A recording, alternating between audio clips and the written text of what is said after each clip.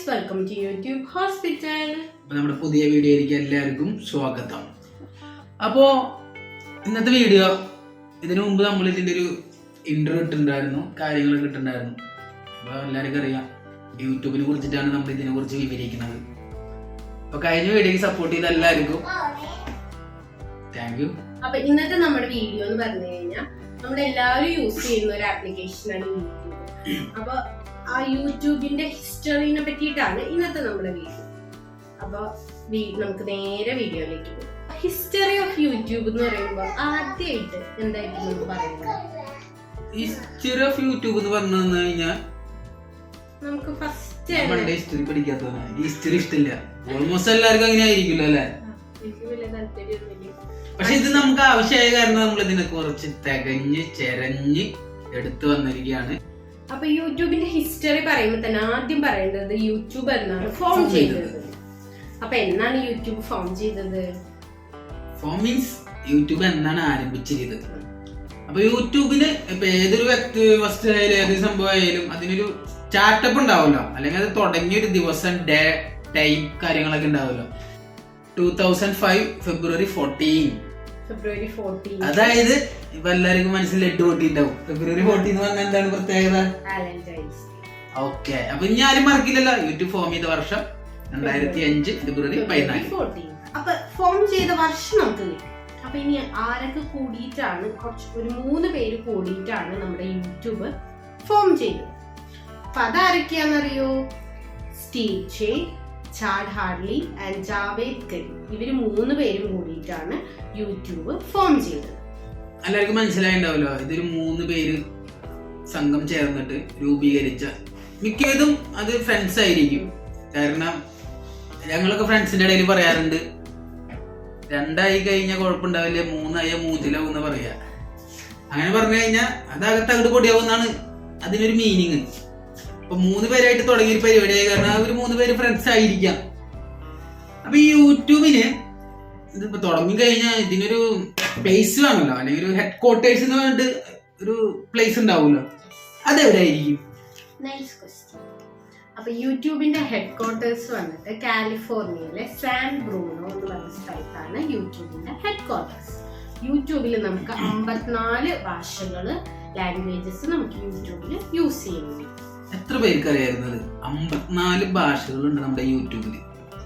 നിസ്സാരക്കാരനല്ല ഇപ്പൊ യൂട്യൂബ്. ഇപ്പൊ ഈ 1 ഇയർ കൊണ്ടാണ് ഇവർ ഈ ടെക്നോളജിക്കലി അഡോബ് ഫ്ലാഷ് രൂപീകരിച്ചുകൊണ്ട് യൂട്യൂബ് ഫോം ചെയ്തതും, അതേപോലെ തന്നെ നേരത്തെ പറഞ്ഞ പോലെ തന്നെ 3 പേരുടെ കൂട്ടായ്മയിൽ തുടങ്ങിയ യൂട്യൂബ്. ഇന്നത്തെ അവസ്ഥ നമുക്കറിയാം. തുടർന്ന് തൊട്ടപ്പുറത്തെ വർഷം 2006 ഗൂഗിള് $1.65 ബില്യൺ യൂട്യൂബ് ഏറ്റെടുത്തു. എന്നിട്ട് 2020 ആയപ്പോ 1.95. അപ്പൊ നമ്മൾ പറഞ്ഞ ആ 3 പേര് ശരിക്കും പറഞ്ഞാൽ ഒരുമിച്ച് വർക്ക് ചെയ്തിട്ടുള്ളവരാണ്. പേപാൽ എന്ന് പറയുന്ന ഒരു ഈ കമ്പനിയിൽ വർക്ക് ചെയ്തിട്ടുള്ളവരാണ് നമ്മുടെ ചാഡ് ഹാർലി, ജാവേദ് കരീമും സ്റ്റീവ് ചെയിനും. അപ്പൊ നമ്മുടെ മനസ്സിലുണ്ടാവും, അപ്പൊ ഇവര് തുടങ്ങി യൂട്യൂബ് ആണെങ്കിൽ ഇപ്പൊ നമ്പർ 1 ആണ് യൂട്യൂബ്. കാരണം ഇപ്പൊ എന്ത് കാര്യത്തിനായാലും യൂട്യൂബാണ് എല്ലാവരും ആശ്രയിക്കുന്നത്. ഇപ്പൊ ഒരു വർക്കിനായാലും ശരി, ഇൻകം, ജസ്റ്റ് ഇതേപോലെ നോർമൽ വീഡിയോസ് ഇട്ടിട്ട് ഇൻകം ഉണ്ടാക്കുന്നവരായാലും ശരി, ഇനിയിപ്പോ വേറെ വല്ല പ്രൊമോഷൻസിനായാലും എന്തിനും ഇപ്പൊ യൂട്യൂബാണ് സജസ്റ്റ് ചെയ്യുന്നത് അല്ലേ? കാരണം ഒരുപാട് കാര്യങ്ങൾ, ഇപ്പൊ നമുക്ക് ഒരുപാട് വീഡിയോസ്, മ്യൂസിക്, പിന്നെ നമ്മുടെ സ്വന്തമായിട്ടുള്ള കുറേ കഴിവുകൾ നമുക്ക് യൂട്യൂബിൽ പ്രസന്റ് ചെയ്യാനായിട്ട് പറ്റും. ഇപ്പൊ ഒരുപാട് ക്രിയേറ്റേഴ്സും ഉണ്ട് യൂട്യൂബിൽ. അപ്പൊ ഇതില് നമ്മള് ഒരു ടെക്നോളജി യൂസ് ചെയ്തിട്ടാണ് യൂട്യൂബ് പ്രവർത്തിക്കുന്നത്. ആ ടെക്നോളജി അതാണെന്നറിയോ? അറിയില്ല. നിങ്ങൾക്ക് ആരെങ്കിലും അറിയോ? അറിയെങ്കിൽ കമന്റ് ചെയ്യാം. അഡോബ് ഫ്ലാഷ് ടെക്നോളജി എന്നാണ് ഇതിനെ പറയാ. ഈ കണ്ടുപിടിച്ച 3 പേര് കൂടിയിട്ട് ടെക്നോളജിക്കിലാണ്. എനിക്ക് പുതിയ അറിവാണ്, അതുപോലെ തന്നെ എന്നെ പോലെ കുറച്ച് പേർക്ക് ഇതൊരു പുതിയ അറിവായിരിക്കും എന്ന് വിചാരിക്കും. അപ്പൊ ഈ അഡോബ് ഫ്ലാഷ് ടെക്നോളജി യൂസ് ചെയ്തിട്ടാണ് ഇവര് യൂട്യൂബ് ക്രിയേറ്റ് ചെയ്തത്, കാര്യങ്ങൾ ചെയ്യുന്നത്. ആ ടെക്നോളജീന്റെ ബേസിക്കലിലാണ് യൂട്യൂബ് വർക്കിംഗ് ആയിട്ട് പോണത്. അപ്പോൾ നമ്മുടെ ഈ യൂട്യൂബ് നമുക്ക് ഒരുപാട് കാര്യങ്ങൾ പ്രൊവൈഡ് ചെയ്യുന്നുണ്ട്. നമുക്ക് ഒരുപാട് വീഡിയോസ് കാണാം. അതുപോലെ തന്നെ യൂട്യൂബിൽ നമ്മളൊരു മെയിൽ ID എടുത്ത് കയറി സൈൻ ഇൻ ആയി കഴിഞ്ഞ് കഴിഞ്ഞാൽ നമുക്ക് സ്വന്തമായിട്ട് വീഡിയോസോ അല്ലെങ്കിൽ മ്യൂസിക്കോ അങ്ങനെ നമ്മുടെ പല പല ടാലൻറ്റുകളും നമുക്ക് പ്രസൻറ്റ് ചെയ്യാനുള്ളൊരു സ്ഥലമായിട്ട് ഇപ്പോൾ യൂട്യൂബ് മാറിയിട്ടുണ്ട്.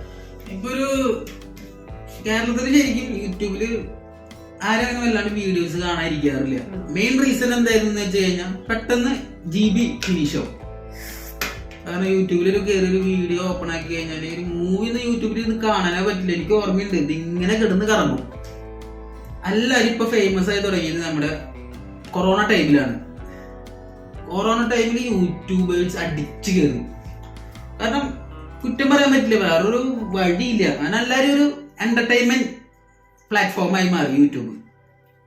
ഇപ്പൊ അത് നല്ല രീതിയിൽ വീണ്ടും പോയിക്കൊണ്ടിരിക്കുകയാണ്. അപ്പൊ കുറെ പേർക്ക് നല്ല ഒരു ഓപ്പർച്യൂണിറ്റിയാണ് യൂട്യൂബ്. അപ്പൊ 2005 യൂട്യൂബ് ഇത് തുടങ്ങി 3 പേരെ കൂട്ടായ്മയില് യൂട്യൂബ് ഫോം ചെയ്തു. അവരത്രയും നല്ലൊരു ടെക്നോളജി കൊടുത്തിട്ടാണ് അവർ യൂട്യൂബ് ഫോം ചെയ്തത്. ഇതിനുള്ള ഹെഡ്ക്വാർട്ടേഴ്സ് കാര്യങ്ങളൊക്കെ ഉണ്ടായിരുന്നു. അങ്ങനെ ടെക്നോളജിക്കലി ഒരു യൂട്യൂബ് ഫോം ചെയ്തു. ഒറ്റ വർഷം കൊണ്ട് ഈ 3 പേര് എന്ത് ചെയ്തു? നമ്മുടെ യൂട്യൂബിനെ കൊടുക്കാണ്. വാങ്ങി തരാ നമ്മുടെ ഗൂഗിൾ മച്ചാനറിയാം പണ്ട് ഇന്ന് കിട്ടിയില്ലെങ്കിൽ നാളെ കിട്ടുന്നു. പക്ഷെ ഈ 3 പേർക്ക് കുഴപ്പമില്ലാത്ത റേറ്റിനാണ് ഗൂഗിള് വാങ്ങിയതും. ഈ 3 പേർക്ക് കുഴപ്പമില്ലാത്ത റേറ്റ് കിട്ടും ചെയ്തു. പക്ഷെ ഞാൻ ഈ വീഡിയോയുടെ തുടക്കത്തിൽ പറഞ്ഞിരുന്നു, ഞങ്ങളുടെ ഫ്രണ്ട്സിന്റെ ഇടയിൽ പറയാറുള്ളത് 3 പേര് പോയാൽ 3 ഒന്നല്ലേ 4 ആക്കും അല്ലെങ്കിൽ 2 ആക്കും. അത് ഞാൻ ഫസ്റ്റ് തുടക്കത്തിൽ പറയാൻ കാരണം ഇതായിരുന്നു. കാരണം അവർക്ക് 3 പേർക്ക് നോക്കുമ്പോൾ ഒറ്റ വർഷം കൊണ്ട് കിട്ടിയ റേറ്റ് എന്താന്ന് വെച്ച് കഴിഞ്ഞാൽ $1.65 ബില്യൺ. ആ അത്ര റേറ്റിനാണ് അവര് ഗൂഗിള് ഏറ്റെടുത്തത്. പക്ഷെ അവർക്ക് പറ്റിയ ചതി മനസ്സിലായപ്പോഴാണെന്നറിയാം, 2020 നമ്മുടെ ഗൂഗിളിന്റെ യൂട്യൂബ് ടേൺ ഓവർ എത്രയായിരുന്നു വെച്ചാൽ $19.8 ബില്യൺ ആയിരുന്നു. ഗൂഗിളിന്റെ ഭയങ്കര നല്ലൊരു പ്രോഫിറ്റിൽ നിൽക്കുന്ന ഒരു ഇൻസ്റ്റിറ്റ്യൂഷനാണ് ഇപ്പോൾ യൂട്യൂബ്. ഇപ്പൊ യൂട്യൂബിന് ഇൻകം കിട്ടുന്നതോടൊപ്പം ഒരുപാട് ക്രിയേറ്റേഴ്സിനെയും യൂട്യൂബ് ക്രിയേറ്റ് ചെയ്തെടുത്തിട്ടുണ്ട്. അവർക്കും യൂട്യൂബ് ആഡ്സെൻസ് വഴി ഇൻകം ഇപ്പോൾ കിട്ടിക്കൊണ്ടിരിക്കുന്നുണ്ട്. അപ്പൊ പറയാനുള്ളത് എന്താന്ന് വെച്ച് കഴിഞ്ഞാൽ ഇതൊരിക്കലും ഡൗൺ ആയി പോയിട്ടില്ല, ഹൈയിലേക്കാണ് പോയിക്കൊണ്ടിരിക്കുന്നത്. ഓരോ ദിനവും ഇത് ഹൈയിലേക്കാണ് പോയിക്കൊണ്ടിരിക്കുന്നത്. ഇനിയും ആർക്കെങ്കിലും കടന്നു വരാൻ മടിയോ കാര്യങ്ങളോ ഉണ്ടെങ്കിൽ നമ്മുടെ അടുത്ത് തുറന്ന് സംസാരിക്കാം. നമ്മൾ അതിനുള്ള ഒരു ട്രെയിനിങ് ക്ലാസ് കൊടുക്കും, കാര്യങ്ങൾ ചെയ്യും. അത് മാത്രല്ല, യൂട്യൂബില് സ്റ്റാർട്ടപ്പേഴ്സിന് ഇനിയിപ്പോ ഇത് പോരാന്ന് തോന്നുക അല്ലെങ്കിൽ ഇതിലൊന്നും വർക്ക് ആവണില്ല, ടച്ച് ആവണില്ല എന്ന് തോന്നുകയാണെങ്കിൽ നമ്മളെ കോണ്ടാക്ട് ചെയ്യുക. നമ്മൾ അതിൻ്റെതായ വഴികൾ നമ്മൾ പറഞ്ഞു കൊടുക്കുന്നതായിരിക്കും. കാരണം യൂട്യൂബ് ഒരിക്കലും ഡൗൺ ആവില്ല, നമ്മളാണ് ഡൗൺ ആവുന്നത്. യൂട്യൂബിനെ ഗൂഗിൾ പൊക്കിക്കൊണ്ടിരിക്കുകയാണ്. അപ്പൊ നമ്മളെപ്പോഴും നമ്മുടെ പ്രേക്ഷകരോട് എന്താണ് പറയാനുള്ളത്? അപ്പോൾ എന്താ പറയുക, നിങ്ങൾ എപ്പോഴും പോസിറ്റീവായിട്ട് ഇരിക്കുക.